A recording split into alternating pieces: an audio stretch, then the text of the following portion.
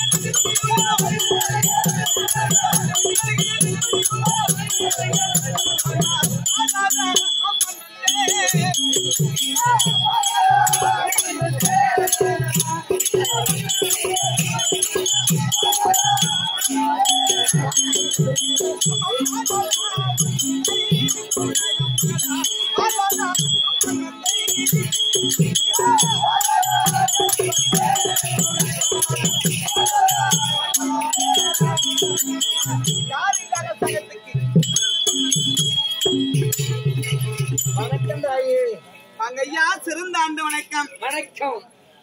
என்னாவது புண்ணியத்திரம் இது? ஓ, இதுதான் அகர கோட்டாளம்.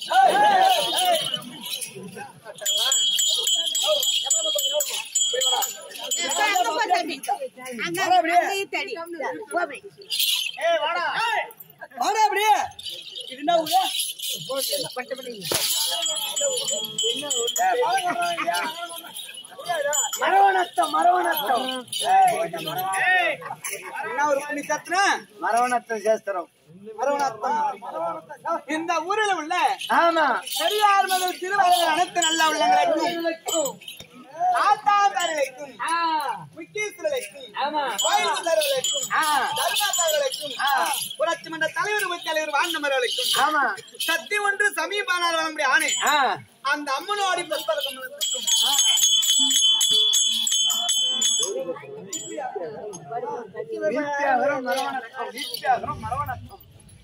என்ன தாய்கால சிராமணிகளுக்கும் உன்னும் நாடை தங்கத்திற்கு அனைவருக்கும் உனக்கும் சிறுவன் சிறந்தான் திறமையா தத்தியா வைத்தியா சுத்திரம் சொல்ல முடியாது. நாங்க வண்ணத்தார் அமர்ந்திருக்க முடியாது. இப்பேற்பட்ட லட்சுமிடாட்டம் என்று சொல்லிக்கிறாங்க. தத்தார் வாசலே நான் யாரு, எந்த நாட்கல்வி, எங்க வாழக்கூடியவள், என்னுடைய விதிவிலக்கு என்ன தெரியுமாப்பா? சொன்னா தெரியும்.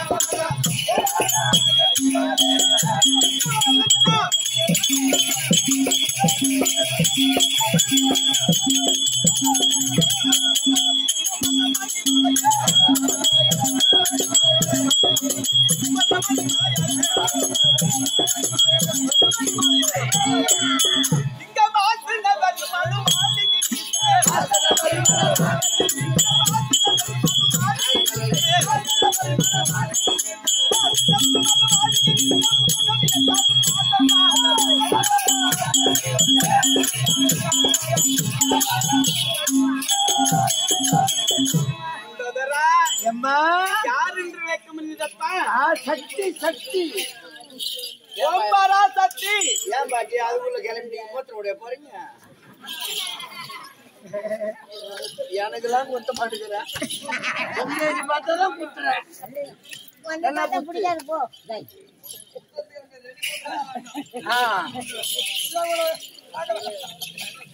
எப்படி என்று விளக்க முடிந்தது?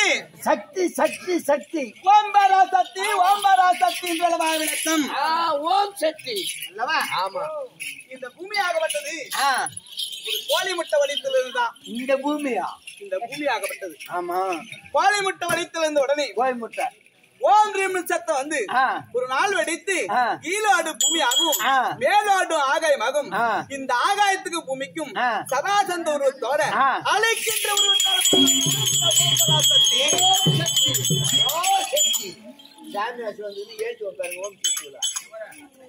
உடனே இந்த பூமி எல்லாம் ஜலமயமாக இருந்தது. இந்த பூமி கிடையாது, புல் பூண்டு மரம் செடி கொடி எதுவுமே மக்கள் கிடையாது, தாவரங்கள் கிடையாது, எந்த ஒரு ஜீவஜந்துகளும் கிடையாது.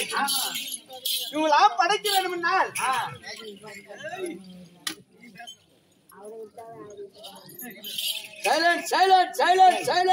படைக்க வேண்டும்னா நம்மளுக்கு ஆடவர் தோழன் சொல்லி கண்டிப்பா ஓம் என்ற மந்திரத்தை உச்சரம் செய்து இந்த பூமியில போட்டு அடித்த உடனே அம்மா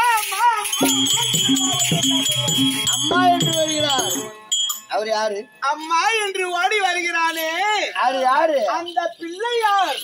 அந்த பிள்ளையார் அம்மானு ஓடியாரனே அந்த பிள்ளையார். பிள்ளையார் அவருக்கு பேரு தான் யாரு? பிள்ளையார். ஆமா. மதுமகனாக பிள்ளையார் வந்தார்.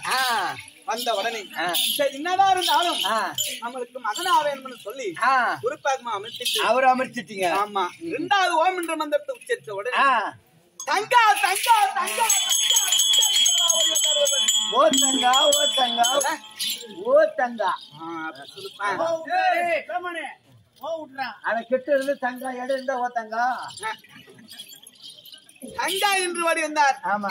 எப்பேற்பட்ட சூதுக்காரனா இருந்தா இந்த பூமி பலத்திலும் முதலாக நாம என்ன பிறந்திருக்கிறோம். தங்கா என்று ஓடி வருகிறாரு. எப்பேற்பட்ட சூதுக்காரர் இருப்பார். யார் வந்தார்? என் அண்ணனாகிய மாலாய கண்ணன் அயுதவாசன் வந்தார். கண்ணன். ஆமா. அவரு ஒரு பக்கமா அமைச்சிட்டு இரண்டாவது தானே ஓம் என்ற மந்திரத்தை உச்சரித்து செய்த உடனே இந்த பூமியில் போட்டு அடித்த உடனே பெண்ணே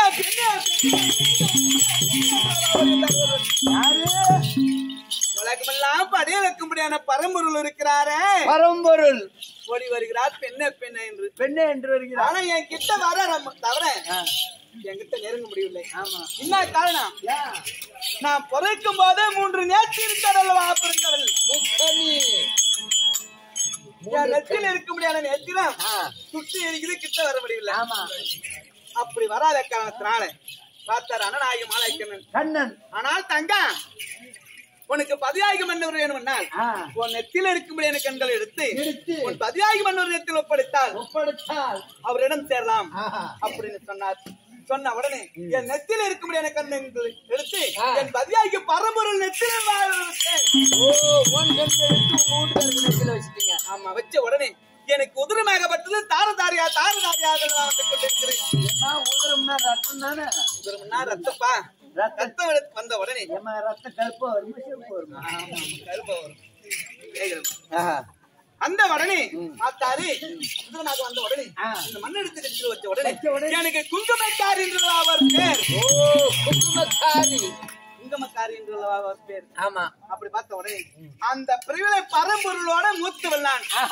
ஒரு பெண்ணாக பிறந்தா, ஒரு ஆண்மகனாக பிறந்தா இளையவளதான் திருமணம் செய்யணுமா தவிர மூத்தவளை திருமணம் செய்யக்கூடாது. ஒரு சின்ன 6 வயசு எக்ஸ்ட்ரா இருந்தாலும் கட்டி கூடாது. அப்படி மூத்தவளை திருமணம் செய்தா ஆனா புருஷனுக்கு அடங்க மாட்டாங்க, வாயாடி முன்னு சொல்லுவாங்க. ஆமா இல்லவா?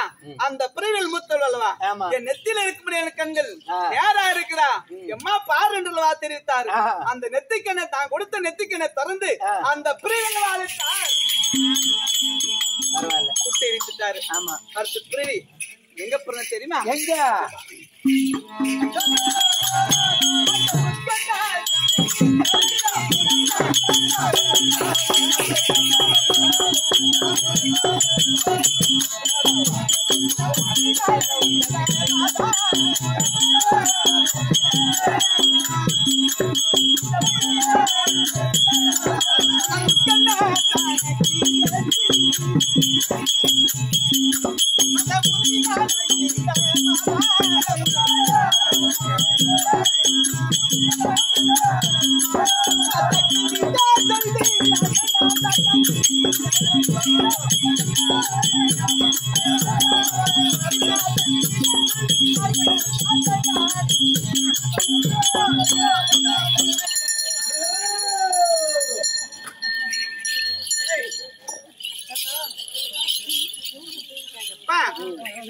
தக்கனுக்கும் தரனுக்கும் சேர்ந்து 51 பிள்ளையாக தாச்சாங்கனியாக அல்லவா பிறந்தேன். தாச்சாங்கனி பிறந்து 4 ஒரு மேனி முழுவதோட காலகட்டத்தில் தாத்தார் பரம்பொருள் நமக்கு மனைவியா இருக்க முடியாதவள் தாச்சாங்கனியா பிறந்திருக்கிறாள். அப்படின்னு சொல்லி எப்படி ஆச்ச திருமணம் செய்யணும்னு சொல்லி டெய்லியும் வர்றது பாக்குறது இப்படியே இருந்தாரு. ஒரு நாள் திருட்டுத்தனமா இந்த சிறியனவா எடுத்து சென்றார். திருட்டுத்தனமா கூட்டு போயிட்டாரு. ஈத்து போட்டாரா?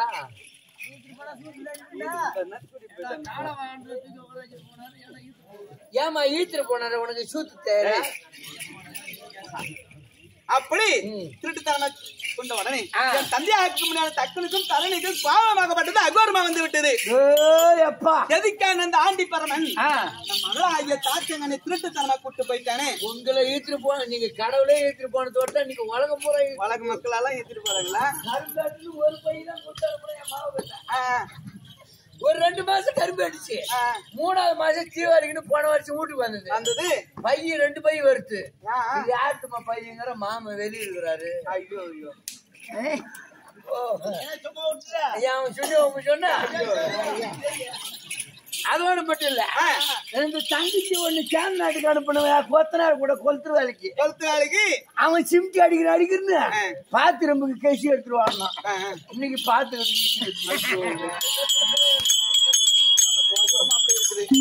நீங்க பண்ணிருக்காதான் உலகம் போறேன். உலக மக்களால நீங்க திருட்டுக்கானமா தெரியாம அப்பா அம்மாவுக்கு தெரியாம ஐயோ போறது எங்களால. நான் எந்த வேலைக்கும் போகல, நான் இங்க படிக்கிறேன். எனக்கு தீர்த்திர போன் வாங்கி கொடுங்குது. அது எடுத்துட்டு போகுது.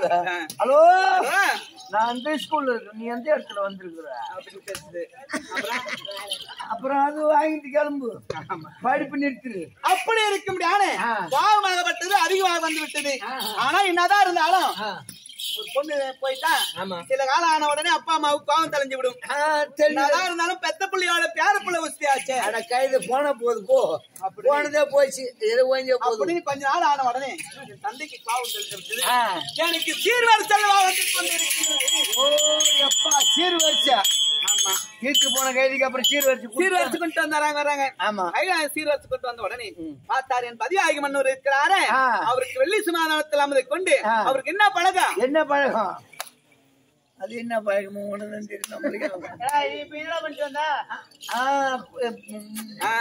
அப்படி கஞ்சா சுருட்டு பிடிப்பது பழக்கம் அவருக்கு. ஆமா, அப்படி குடிச்சு கொண்டு இருக்கிறாரு. அவருக்கு மஞ்சள் மரத்தை வீசிக் கொண்டு இருக்கிறேன்.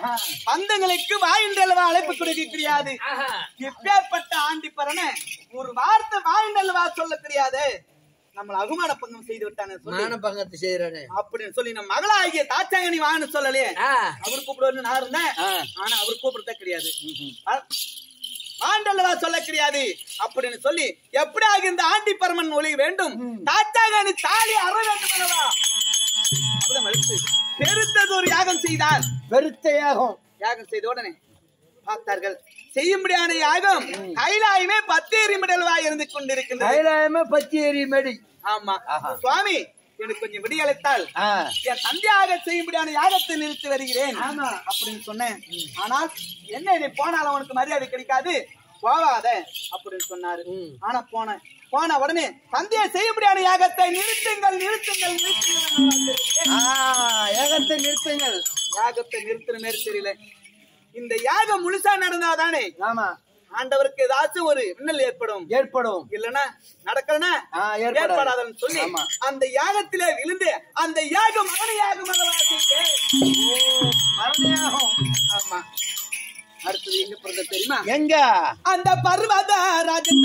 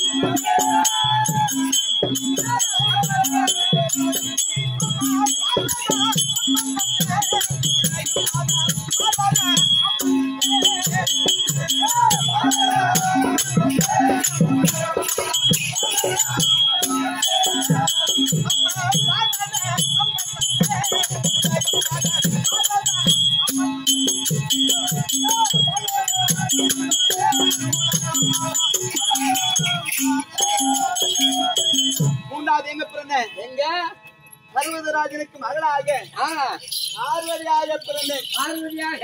ஆமா. அந்த பார்வதி என்ற நாம மட்டும்தான் அந்த பரம்பொருள் இடத்துல நிலைச்சிருக்குது.